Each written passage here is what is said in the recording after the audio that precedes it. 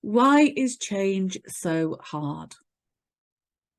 I think it's important just to put change into context in these days. And that's why I asked that question, what have we actually noticed about change?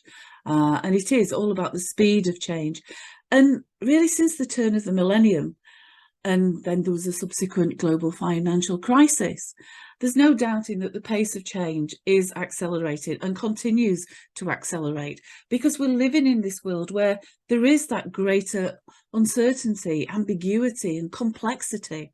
And technology, which was once thought to be the answer to the world's problems, has shown that as great as it is, on its own, it's not going to be the solution to everything.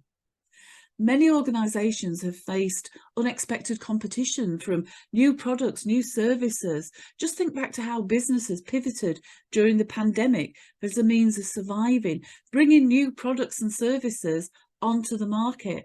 And all that meant that in order to just survive, other organisations had to really look at how they could up their game. And sadly, as we've seen over the last few years, many didn't survive. And we have seen really big named companies disappearing. So all of this has meant that dramatic change really in the way that work is organised, new skills are required, so changing skills, new communication channels are needed. Even the way that our organisations are structured, the hierarchical structures tend to be much flatter than they were at the end of the last century, for example. And all this is affecting our people.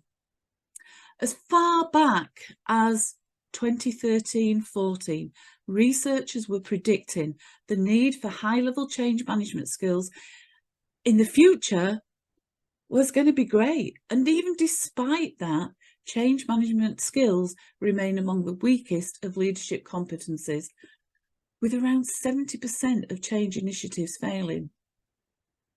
Now, a lady called Linda Ray from an organisation called Neuro Capability in Australia, she actually suggests that the figure could be even higher if we were to include the number of change initiatives which fail to be even launched, despite there being a need for the change. They just don't get round to being launched. Why do change initiatives have such a poor track record? So I just want to share with you a few of my kind of thoughts and thoughts of some of the researchers into why change has such a poor track record.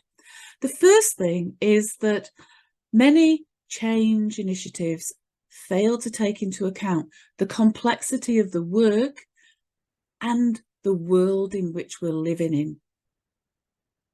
Also, many of the change models used, such as Kotter's 8-step process, dates back to the 1990s, before the emergence of neuroscience. I've already mentioned about the low levels of change management competencies amongst leaders. And an awful lot of them fail down to the lack of understanding that we as individuals, as humans have, as leaders have, of how the brain drives behaviour. And that is one of the most important things now, is for leaders to understand more about the brain and how they can leverage the work with the brain rather than against it. Because an awful lot of our management processes and systems and change management processes and systems are outdated, and they actually work against the brain instead of working with the brain.